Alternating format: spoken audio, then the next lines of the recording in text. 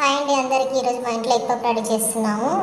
2 కప్పుల మైదా, కొద్దిగా వాటర్ వేసుకొని చపాతీ పిండిలో కలుపుకొని పక్కకు పెట్టేసుకోవాలండి. తర్వాత ఒక గిన్నె తీసుకొని 2 స్పూన్ల మైదా, 3 స్పూన్లు ఆయిల్ వేసుకోవాలి. 3 స్పూన్లు ఆయిల్ వేసుకున్నాక ఆ మిశ్రమాన్ని బాగా ఉండలు లేకుండా చాలా బాగా కలుపుకొని పక్కకు పెట్టాలండి.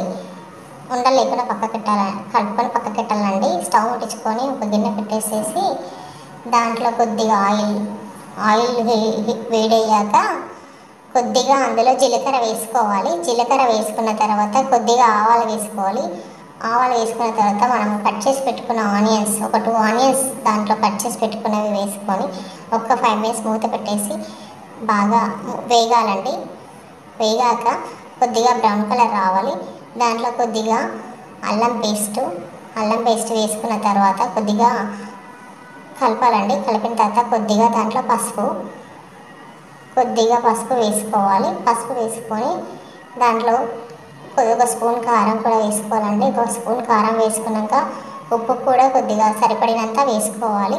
సరిపడినంత వేసుకున్న తర్వాత అందులో కట్ చేసి పెట్టుకున్న మిరపకాయలు, కొద్దిగా కరివేపాకు, కొత్తిమీర వేసుకొని బాగా కలపాలండి. కొద్దిగా దగ్గరికి ఫ్రై అయ్యాక అందులో చిటికెడు గరం మసాలా వేసుకోవాలండి. వేసుకొని పక్కకు పెట్టేసేయాలండి. బాయిల్ ఎగ్స్ ఉడకబెట్టుకోవాలి. ఉడకబెట్టినవి మనం కావాల్సిన షేప్లో కట్ చేసుకొని దాంట్లో కొద్దిగా కారం, కొద్దిగా ఉప్పు, కొద్దిగా గరం మసాలా వేసుకొని పక్కకు పెట్టుకోవాలండి. ఇందాక మనం కలిపి పెట్టుకున్న పిండిని చపాతీలా చేసుకోవాలండి. ఒక 8 చపాతీలా చేసుకోవాలి. 8 చపాతీలు చేసుకొని పక్కకు పెట్టేసి ఒక చపాతీ వేసుకొని ఆ చపాతీ పైన ఇందాక మనం కలుపుకున్న మైదా పిండి ఆయిల్ ఆ చపాతీ పైన అప్లై చేసుకోవాలండి. దాని మిశ్రమాన్ని ఆ చపాతీపై అప్లై చేసుకొని ఇంకో చపాతీ వేయాలండి. ఇంకోటి వేసాక దానిపైన కూడా అప్లై చేసుకోవాలి. అలాగే 8 చపాతీలు అట్లా అప్లై చేసుకుంటూ వేసుకోవాలి. వేసుకున్న తర్వాత వాటిని మనకు కావాల్సిన షేప్లో కట్ చేసేయాలండి.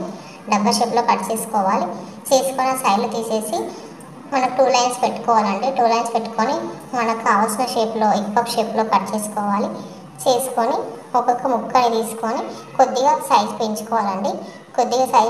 ఇందాక మనం స్టఫ్ దాంట్లో కర్రీ రెడీ చేసుకున్నాం కదండి. ఆ కర్రీని దాంట్లో పెట్టేసి ఒక హాఫ్ ఎగ్ని దాంట్లో పెట్టేసి మనము క్లోజ్ చేయాలండి. ఎగ్ పఫ్ రెడీ అయిపోతుంది. స్టవ్ మీద ఒక బాయిల్ పెట్టుకొని ఆయిల్ వేసుకొని దాంట్లో మనం రెడీ చేసుకున్న ఎగ్ పఫ్ని దాంట్లో డీప్ ఫ్రై చేయాలండి. డీప్ ఫ్రై చేస్తున్నాం కదా, మనకు కావాల్సిన కలర్లో తీసుకోవాలి. కావాల్సిన కలర్లో డీప్ ఫ్రై చేసుకొని ఒక ప్లేట్ తీసుకొని ఆ ప్లేట్లో డీప్ ఫ్రై చేసిన ఎగ్ పఫ్స్ని ఆ ప్లేట్లో వేసుకోవాలండి. దీంతో ఎగ్ పఫ్స్ రెడీ.